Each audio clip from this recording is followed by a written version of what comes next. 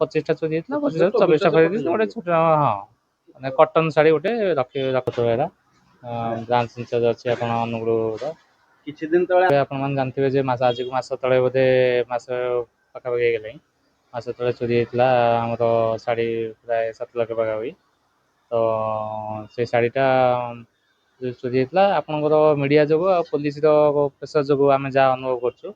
ତ ସେ ଯେହେତୁ ଆଜିକାଲି ତ ସୋସିଆଲ ମିଡ଼ିଆର ଜମାନା ହେଲାଣି ନା, ତ ସେଠି ଇନଷ୍ଟାଗ୍ରାମ ହଉ ତାଙ୍କର ସେଠିକାର ତ ଲୋକାଲ ଚ୍ୟାନେଲ ବି ନ୍ୟୁଜ୍ ଚ୍ୟାନେଲ ବି ଆମେ ଦେଖିଛୁ କେତେ ଫୁଟେଜ୍ ଯେ ନ୍ୟୁଜ୍ ଏବେ ବାହାରିଛି। ବୋଧେ ସେମାନଙ୍କୁ କ'ଣ ପ୍ରେସର ହେଇଛି ଆଉ ପ୍ଲସ୍ ପୋଲିସ ସେଠି ପ୍ରେସର ହେଇଛି। ସେମାନେ କିଛି ଦିନ ତଳେ ଫୋନ୍ କରିଥିଲେ ଯେ ଆମେ ଶାଢ଼ୀ ଫେରେଇଦେବୁ, ଆମକୁ ଆଡ୍ରେସ୍ ପଠାନ୍ତୁ। ତ ଆମେ କେତେ ଟଙ୍କାର ଶାଢ଼ୀ ଫେରେଇଛି?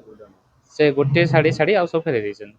ମାନେ କେତେଟା ଚୋରି ହେଇଥିଲା? 25ଟା ଚୋରି ହେଇଥିଲା, 25ଟା 24ଟା ଫେରେଇ ଦେଇଛନ୍ତି। ଗୋଟେ ଛୋଟ ମାନେ କଟନ ଶାଢ଼ୀ ଗୋଟେ ରଖିଦେଇଛନ୍ତି କି ଭୁଲ ବଶତଃ ରଖିଦେଇଛନ୍ତି।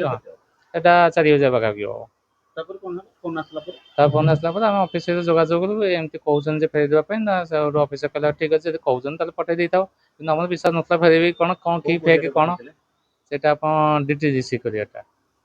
ତ ଆମେ ତାକୁ ମେସେଜ ଯେଉଁ ନମ୍ବରରେ ଫୋନ୍ ଆସିଥିଲା ସେଇ ମେସେଜଟା ପଠେଇ ଦେଇଥିଲୁ। ସେ ବହୁତ ଦିନ ତଳେ ବି ଫୋନ୍ କହିଲେ ହଁ ଆମେ କୋରିଅର କରିଦେଇଛୁ, ଆଉ କୌଣସି ମିଡ଼ିଆକୁ ଜଣାନ୍ତୁନି, କୌଣସି ପୋଲିସକୁ ବି ଜଣାନ୍ତୁନି। ଆମେ ବି ଚୁପଚାପ ବସିଥିଲୁ, ତ କିଛି ଆସିନି କୋରିଅର, ବହୁତ ଦିନ ହେଲା ଆସିନଥିଲା। କିନ୍ତୁ ଏଇ 3 ଦିନ ତଳେ କୋରିଅର ଆସି ପହଞ୍ଚିଛି ଆଉ। ପାଇଲା ପରେ କେତେ ଖୁସି? ହଁ, ଖୁସି ହବାନି ଯଦି ଆପଣମାନଙ୍କ ଆଉ ପୋଲିସ ମାନଙ୍କର ଯୋଗୁଁ ଏଇଟା ମିଳିଲା। ଆଉ ନହେଲେ ଶାଢ଼ୀ ଚୋରି ହେଲା, ଚୋରଣୀ ମାନେ ଶାଢ଼ୀକୁ ଫେରେଇଲେ, ତାପରେ ୟା ଉପରେ କାର୍ଯ୍ୟାନୁଷ୍ଠାନ ହବା ଦରକାର କି? ନା, ସେଟା ତ ନିହାତି ଦରକାର, କାହିଁକିନା ପଦର ପୁଣି ଆଉ କେମିତି ନହବ ସେ ଲୋକ ସାହସ କରିବେନି ନା।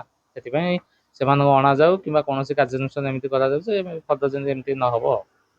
ମୋ ନାଁ ରଶ୍ମି ରଞ୍ଜିତା ପଟ୍ଟନାୟକ, ଅନୁଗୁଳରେ ଜଏଣ୍ଟ ଭାବରେ ଆମେ ବ୍ରାଞ୍ଚ ଇନଚାର୍ଜ ଅଛୁ। ତାପରେ କଲ୍ ଆସିଥିଲା ଏମିତି ଭାଇଙ୍କ ନମ୍ବରକୁ ଯେ ଆମେ ଏମିତି ଶାଢ଼ୀ ଫେରେଇବାକୁ ଚାହୁଁଛୁ।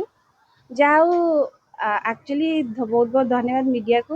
ମିଡ଼ିଆରେ ମାନେ ନ୍ୟୁଜ୍ଟା ଫ୍ଲାସ୍ ହେବା ଦ୍ୱାରା ହୁଏତ କିଛି